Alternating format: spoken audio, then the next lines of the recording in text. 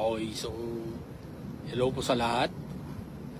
Ayan, so bukas matatapos na yung aming seminar. So, yun, uwi na nga kami.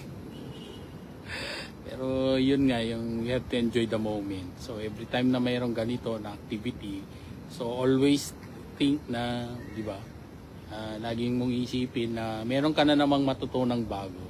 So isipin mo na lang na yung matutunan mo, it will not only apply to you personally. Kung halimbawa, yung gaya ngayon, yung seminar namin is more on financials. So it's been a while na I've been in a training na face to face. Kaya parang naninibago ako, pati yung katawan ko naninibago. So yun, ganun talaga eh. Then again, yun nga yung pagbata ka kasi, you still enjoy these kinds of trainings. Diba? Gustong-gusto mo yung mga seminar kasi you travel. And then you have the chance to go around. Yung may time na gaya nito na pwede ka pang mamasyal, ganyan. So, yun yung advantage. One of the advantages ng nagtitraining.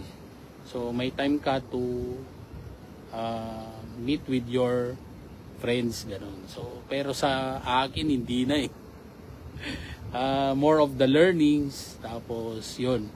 Imagine mo na been here for hindi almost, more than 2 weeks na nandito tayo. So, wala eh. Parang I use the moment to have time na magpahinga, gano'n. So, hindi tayo masyadong lumalabas. So, we just talk with the staff na nandito. So, yun lang. Hello, Rafi. So, yun lang. So, nandito tayo. Tingnan mo. Tayo dito sa, ayan. Malapit tayo sa City Hall. And then, sa Manila Hotel naman doon sa kabila. So, yun. And then, yan din yung ating, yung cathedral. Yan. So, nandito tayo sa Intramuros Park. So, yun, yung mga nagtatanong kung nasan tayo. So, dito lang tayo sa paligid. Malapit lang dito sa mga malalaking building na yan, di ba? So, yung training namin dito lang din. Sa within the building. Hello, Ma'am Diana. So, walang signal kasi sa baba. Kaya nandito tayo sa rooftop. Ayan yung mga damit natin. Joke lang. Hindi tayo yan ha. Okay, so hindi tayo naglalaba. Kaya naman, masyado kaya showing. Okay, so hello. Hello po sa lahat. And gusto ko lang pag-usapan yung tungkol sa shinare ng isa kong kaibigan na nasa law school.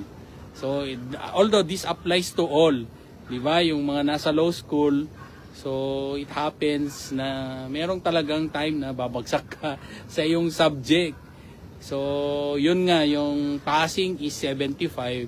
So, it so happened that she was able to get only 74.10. So, syempre, malungkot siya doon kasi it will be a delayed success for her, okay, to graduate. So, sabi ko sa kanya, isipin mo na lang na everything happens for a reason. So, if there is a delay and you did your part, okay, nothing to worry. That is only a delayed success. Hello, Ma'am Dayan. Okay, so nandito tayo sa rooftop. Okay, so meron naman tayong paalam. Okay, sa dito na punta tayo sa rooftop. Kasi nga unang-una maganda yung view and kahit paano pwede din tayong mag-relax. Kasi dito pala pwede kang mag-jogging sa likod. Ayan. So tayo kasi ay kilalang hindi nagja-jogging, kaya hindi tayo nagja-jogging. Nagano na lang tayo, just sit down and relax. Okay, so yun lang. And yun lang gagawin natin, mag-relax, enjoy the view kasi maganda yung paligid. Actually, maganda eh. O yan lang. O yun, nahulog yung damit o. So dahil hindi naman tayo yun, hindi natin pupulutin. makasarili. Hindi naman kasi nagla-live pa tayo kaya talaga. So, yun nga yung lagi kong sinasabi sa mga yung sa eskwelahan, di ba, may nagfe-fail sa kanilang mga subjects. So as long as you did your part, you did your best, but your best is not enough. So ano na ngayon? Siyempre, there are circumstances that would contribute to your failure. So minsan hindi yan hindi rin yan factor na ikaw. So yung di ba may mga other factors, like for example sa family mo, so it so happen na meron kayong problema, personal na problem, so may explain mo rin sa sarili mo. So if you can explain it to yourself, okay, bumagsak ako dahil yon yung rason. So and one thing more, you do not have that obligation to explain to other people, kasi ikaw lang kasing nag-iisip na parang, di ba, yung iniisip mo is parang yung ibang tao nakikialam sa iyo. So wag kang mag-isip ng ganon, kasi hindi sila nag-iisip ng ganon. Hindi kanila pinag-iisipan ng masama, ikaw lang yung nag-iisip ng masama sa sarili mo.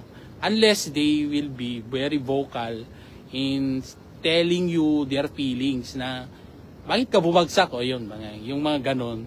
So yun yung time na you share your yung rason, or you just keep silent, di ba? Kasi anyway, you do not have that obligation to tell others your reason. Okay, so tayo lang kasi nagiging defensive tayo eh. Nagiging defensive tayo sa mga bagay na hindi naman kailangan. Okay, so anyway, yung mawawalan naman ikaw, sarili mo eh, mawawalan ka ng pera kasi syempre ulitin mo ulit yung subject. Okay, mag-aaral ka ulit. But then again, you use that as you use that na parang, okay, bumagsak ako, so madadagdagan lalo yung aking knowledge sa subject na yan. So pagdating sa board exam, hindi mo na poproblemahin yan kasi 2 beses mo na siyang inaral. If you look it that way, so that would be to your advantage. Pero kung ikaw yung masyadong, di ba, yung dinadamdam mo yan, so it would, of course, you expect na negative yung impact niya sa'yo. So isipin mo na lang na that should be a motivation to you na isipin mo na lang yung benefit na you were not able to make it, it's because of other reasons. And yung reason na yon, ikaw lang naman nakakaalam sa sarili mo. So yun lang, yung kasi I have syempre, ako din, di ba? When I took up law, I really didn't expect na there will be subjects that I will not be able to make it. So, syempre, I can explain it to myself. Kaya lang kasi minsan, hindi rin mawala yung sa isip natin na yung sasabihin ng iba. But then again, I realize na at the end of the day, they do not care at all. Minsan, may mga tao talaga sadyang concern sa'yo na, oh, why were you not able to make it? Eh, magaling ka pa. So, ang hirap din mag-explain ka, so dalagi na lang. So, nakakapagod din. So, better, hindi ganun talaga, ganun. Sabihin mo, then ulitin mo na lang. Ganun lang yun. And then, you take it as a lesson for you to, additional na lang na, inuulitin ko ito dahil kinulang talaga naman yung effort ko dahil sa personal reason. So ngayon, naulitin ko ang subject na to, you look the brighter side of it na makakatulong yan sa iyong next na examination, which is your board exam or your bar exam in our case, di ba? So yun naman, sa awa ng Diyos, even it's very hard. Yung mga, kahit nasabihin natin, wala na akong leave noon, just to take the bar exam. But then again, with the help of, di ba, yung tulong din ng Diyos, nandyan yan, tapos nag-effort ka pa. So, with that, wala nang rason na you will not be able to make it. So, yun din ang inisip ko noon. I am confident na yung nasa isip ko, I did my best, and God will do the rest, di ba? So blessings na yan, yung blessings na yung iba. So, yun naman. Okay? So, sabi ko nga sa kanya, just keep your yung yung focus mo. Okay, you were not able to make it with your 2 subjects, so you just continue. Diba? O tinanong kita kung anong reason. So, diba, binanggit mo na okay, you were not able to make it because of some personal reasons. Dahil nga siya, nireklamo siya ng kanyang mga kaklase. So, she was not able to focus. So, sabi ko, isipin mo na lang na masakit lang dahil maapektuhan ang iyong financial. Okay, may financial aspect na maapektuhan kasi ulitin mo yung subject. Pero the fact na ulitin mo yung subject, marami kang matututunan. So, mas maraming time na magbabasa ka with that particular subject. But because somehow, pag tumuloy-tuloy ka siguro at pinasa ka lang dahil naawa yung teacher mo, baka yan pa yung subject na babagsak ka doon sa iyong bar exam. So, yun na lang isipin mo, sabi ko. So, sabi naman niya, tama naman. So, you'd rather think that way than to, di ba, yung mag-isip ka pa ng paraan na, mag-iisip ka pa na, di ba, masasaktan ka dahil sa ginawa ng classmate mo sa'yo. So, baka mag-iisip ka pa ng hindi tama. So, hindi maganda yun. Yun lang. So, it's already 56 in our time. So, you expect me more na we will have social media presence because we are looking forward na I will team up with a local comedian. So, abangan nyo yan.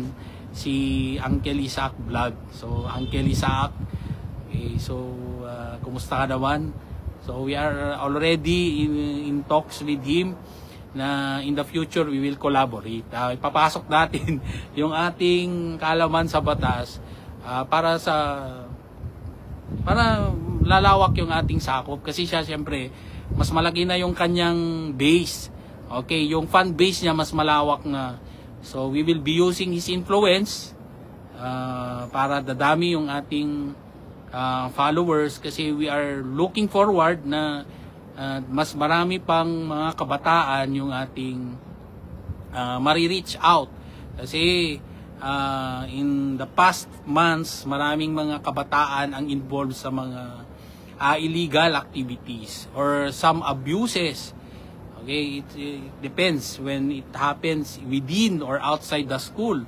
So ayaw nating nangyayari yon kasi unang-una we have to change yung approach natin siguro tungkol sa batas na ipaalam natin na despite the fact na siyempre yung una 'di ba yung mga kabataan kasi ngayon parang ang akala nila because of their minority they are not in a way liable to a crime. Okay, yung hindi sila liable sa crime. So sabi namin okay, we have to change yung ating approach. Although they are accorded with protection under the law, i-emphasize din natin na meron din silang tinatawag na liability. Now when you talk about crime, there are 2 liabilities. Kasi nga nandun sa ating revised penal code, particularly Article 100 of the revised penal code, every person criminally liable is civilly liable. So civil liability will be in the form of monetary obligation. So meron din siyang damages, merong fines, okay, that they will be answerable. So if they cannot pay, that child cannot pay, so the parents will be paying in their behalf. Okay, so yun ang gusto nating liwanagin. And if they are already above 15 years old to 18 years old, and they acted with discernment, ay nako, suspended sentence lang yan. Okay, they would still be put into prison.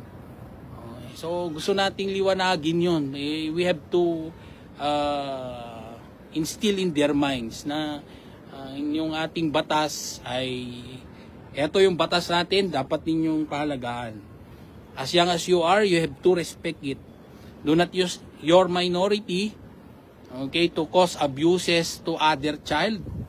Okay, kasi marami tayong naririnig, mga bullying in schools. So, sa atin naman na mga parents, wag nyo naman kasing damdamin na parang may galit yung ibang parents sa'yo kung nire-report ang anak nyo.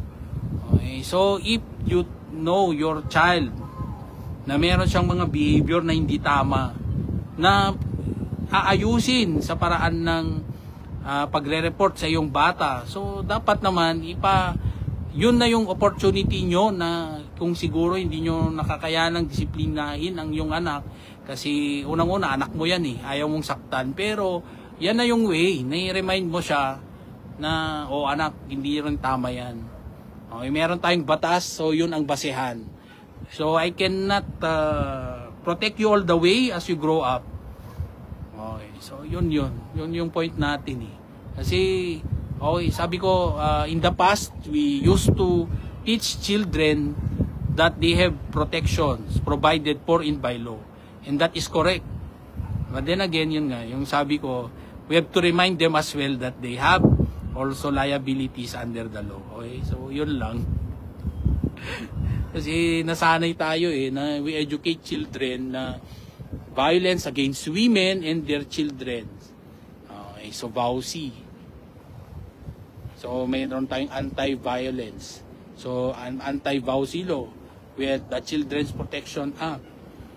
Okay, so, maraming protection. Okay, sa totoo naman, meron silang protection na binibigay ng batas, pero meron din silang responsibility that they have to observe under the law. Okay, sa Juvenile Justice and Welfare Act, ayan, in-specify po doon yung mga age of criminal liability. So, in the absence of criminal liability, may civil liability po. So, yun lang gusto nating parating. And anyway, ayan, gumagabi na rito.